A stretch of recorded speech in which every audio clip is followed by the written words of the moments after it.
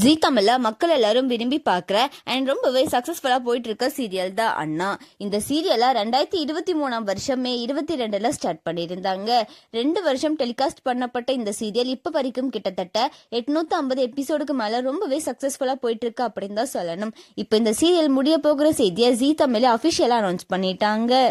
ரீசெண்டாக ஜீ தமிழ்ல அண்ணா சீரியல் முடிய போகிற செய்தியை அவங்க ஒரு ப்ரோமோ மூலியமாக சொல்லிட்டாங்க. அண்ட் அது மட்டும் இல்லாமல் கொஞ்ச நாள் முன்னாடி அண்ணா சீரியல் முடிய போகுது அப்படின்னு உள்ள ஒரு செய்தி வெளியாயிருந்துச்சு. அதுக்கு அண்ணா சீரியலை இசக்கி கேரக்டர் நடிச்சிட்டு வர பிரீதா சீரியல் ஒன்றும் முடியலை, ஃபேக் நியூஸ் எதுவும் பரப்பாதீங்க அப்படின்னு எல்லாம் சொல்லியிருந்தாங்க. ஆனால் இப்போ சீரியல் முடிய போகிற செய்தி அண்ணா சீரியலோட ஃபேன்ஸ் பலருக்குமே வருத்தத்தை கொடுத்துருக்கு அப்படின்னு தான் சொல்லணும்.